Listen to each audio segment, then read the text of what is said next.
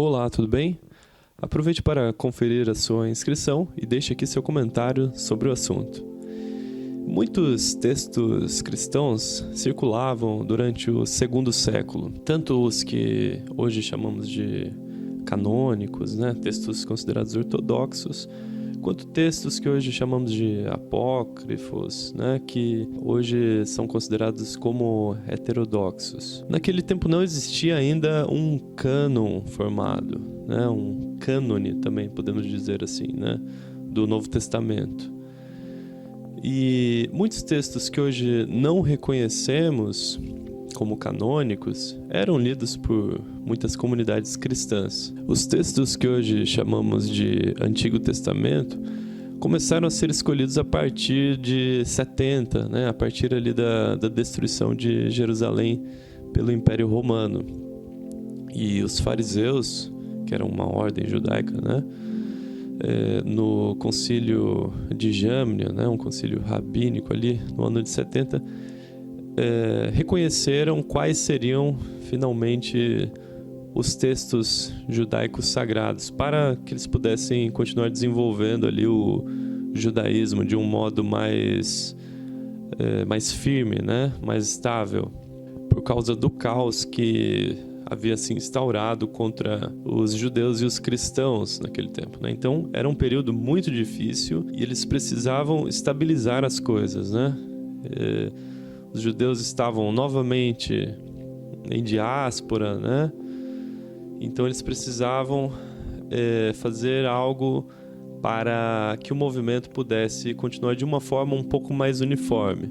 Alguns livros que se encontram na Septuaginta permaneceram fora dos livros que comporiam o que hoje chamamos de Antigo Testamento, mais especificamente aqueles livros que originalmente foram escritos em grego durante o período do Segundo Templo, isto é, foram escolhidos apenas textos hebraicos e alguns ali em aramaico, que vieram a partir do cativeiro babilônico.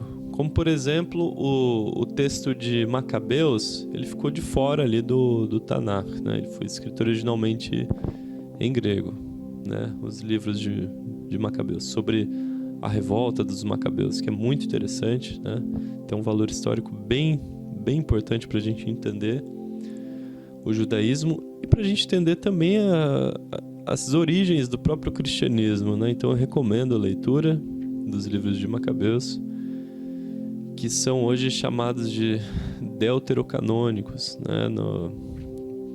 no cânone católico, por exemplo, A partir de então, o cânone judaico estava pronto e fechado. Mas no âmbito cristão, as coisas eram ainda frescas, Algumas décadas depois, mais ou menos em 140, o Marcião pegou alguns livros cristãos que circulavam naquele tempo, e os escolheu como livros canônicos de acordo com a opinião dele. Então ele criou uma espécie de cânone cristão, Ali foi criado, entre aspas, o primeiro cânone cristão. Não era exatamente um cânone cristão, porque eu vou explicar por quê. Porque ele escolheu apenas um evangelho, que no caso era o evangelho de Lucas, e 10 epístolas de Paulo. Bom, se fosse até aqui, tudo bem, Se terminasse por aí, tudo bem.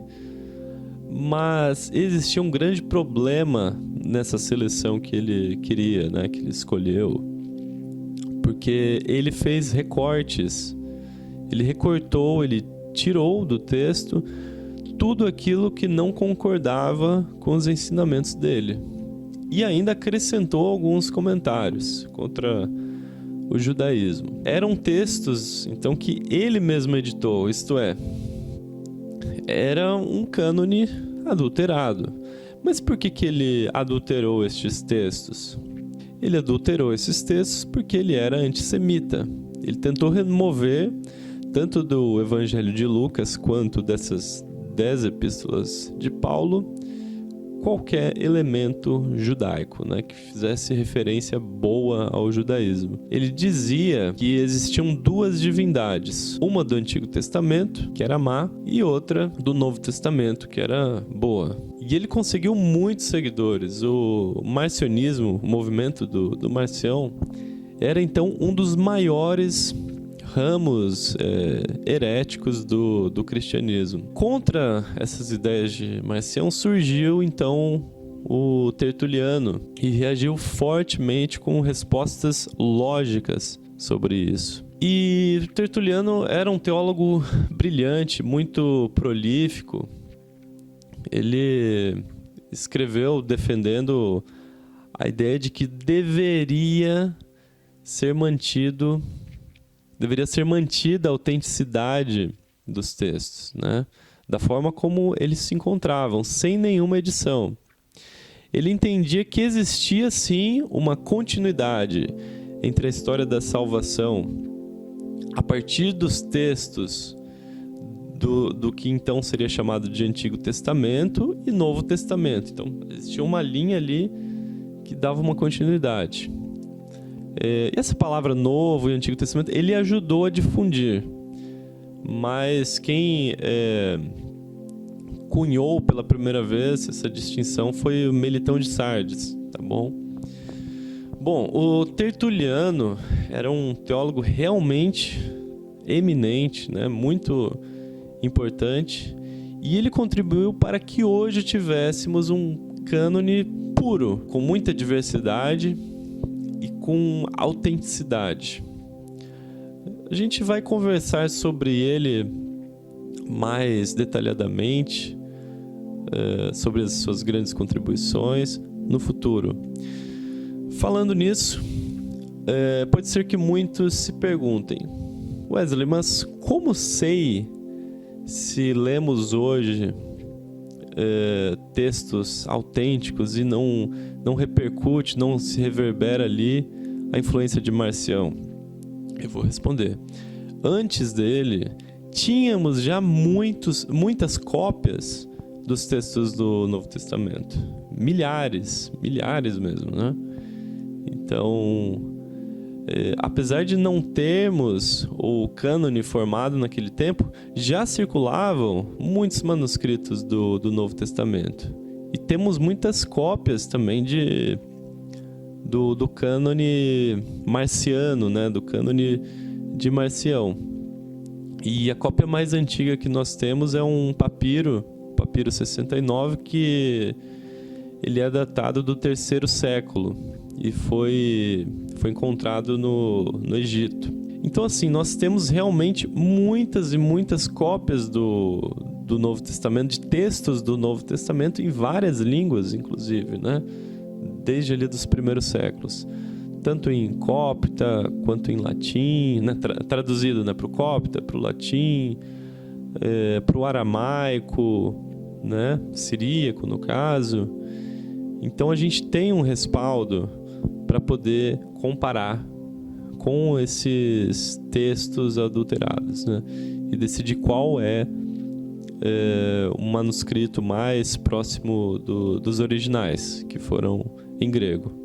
E nós podemos comparar e chegar a essa conclusão de qual texto pode ser mais fidedigno quando a gente vê a questão da antiguidade, a questão da incidência, né? E se um texto discorda totalmente de outros textos mais antigos e da grande maioria dos outros textos, assim fica mais fácil para a gente descobrir, né? E a gente pode comparar também com o texto dos pais da igreja, né? Principalmente os padres apostólicos, né? Esses testemunhos bem antigos, porque eles tinham também acesso a textos do Novo Testamento. Então, assim, através desses textos e de evidências historiográficas, arqueológicas, a gente pode fazer uma análise e estudando ali as influências de cada um, vendo a questão da geografia, vendo questões históricas, arqueológicas, né, tipos de comunidades, de seitas que existiam por ali, né? Então, a partir daí, a gente pode ir analisando e ver qual texto é mais fidedigno. Bom, eu resolvi que vou fazer uma coisa que eu não fiz na versão em grego desse vídeo. Pensei que vai ser um complemento bem legal. Eu vou mostrar na prática alguns textos marcianos, alguns textos marciônicos, né? Ou seja, alguns textos de Marcião modificados no Novo Testamento, né? E fique tranquilo, na versão da Bíblia de vocês não vai aparecer isso, tá? Porque são manuscritos divergentes, são manuscritos de Marcião. Então, a primeira referência, deixa eu ver, Lucas 24, versículo 25. Vamos lá, vamos dar uma olhadinha aqui. O que Marcião falou? Colocou, né? A versão dele. Vamos ver? Tá aqui. Ok. Então vamos lá, no versículo 25 do capítulo 24 de Lucas, diz o seguinte: E ele disse, tô lendo em grego, tá, pessoal? E ele disse para eles: ó insensatos e lerdos de coração no crer, no ato de crer, né? Lerdos de coração no ato de crer em tudo o que lhes disseram os profetas. Então, assim, esse é o texto que você vai encontrar na sua Bíblia, tá? Então, aqui, a palavra profetas não era uma palavra que agradava Marcião, porque profetas eram pessoas ali ligadas ao judaísmo. Então, como Marcião era antissemita, isso não era interessante na edição dele. Então, ele alterou. Vamos ver a alteração dele aqui, de Marcião. Então, em vez de falaram os profetas, ele colocou assim: falei a vós, né? Então, ele alterou aqui para como se tudo que eu falei a vocês, ou seja, Jesus, né? Jesus falou para eles. Então, é bem interessante. Então, o Evangelho de Mateus, por exemplo, por que Marcião não quis o Evangelho de Mateus? Porque o Evangelho de Mateus é um evangelho direcionado ao povo judaico, né? Então, ali, Mateus se compromete a provar que Jesus era o Messias. Então, ele vai se utilizar de várias formas ali, né? Para provar que ele é o Messias, um Mashiach, profetizado pelos profetas ali do Antigo Testamento, né? Então, é extensivo esse trabalho de Mateus. Imagina se Marcião escolhesse o Evangelho de Mateus, iria tirar quase tudo. Então, já o Evangelho de Lucas, que não é tão intenso assim quanto Mateus nessa parte de profecias e tal, né? Foi escolhido, só que Marcião vai e altera tudo. Então, ocultou a palavra profetas aqui. Outro texto, vamos ver qual que era que eu tinha separado aqui. Deixa eu confirmar aqui.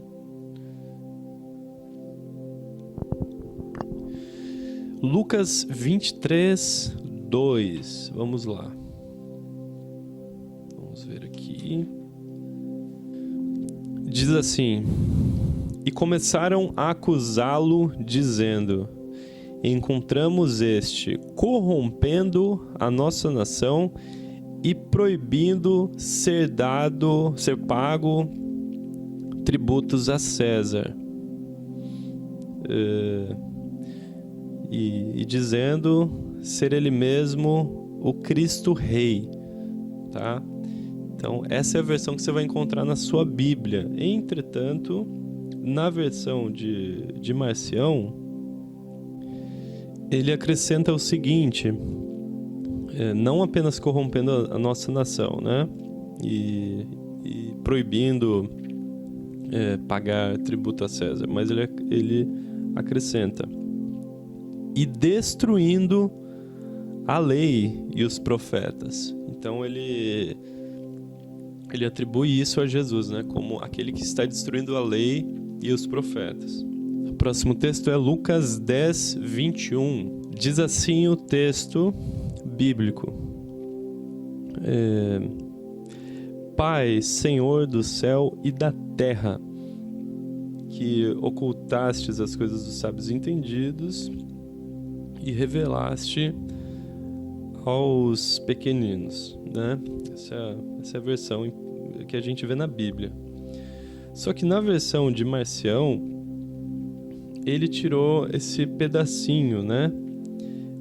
E da terra, né? Porque fala Senhor do céu e da terra. Então não tem isso na versão de Marcião, esse da terra. Por quê? Porque ele tinha uma visão meio que gnóstica das coisas, né? Ele tinha a visão de um demiurgo, um deus mau, né?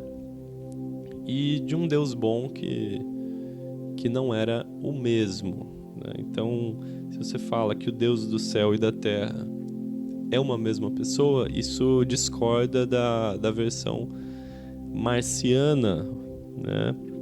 Então, é isso. Ou marciônica. Não sei exatamente como que é o adjetivo.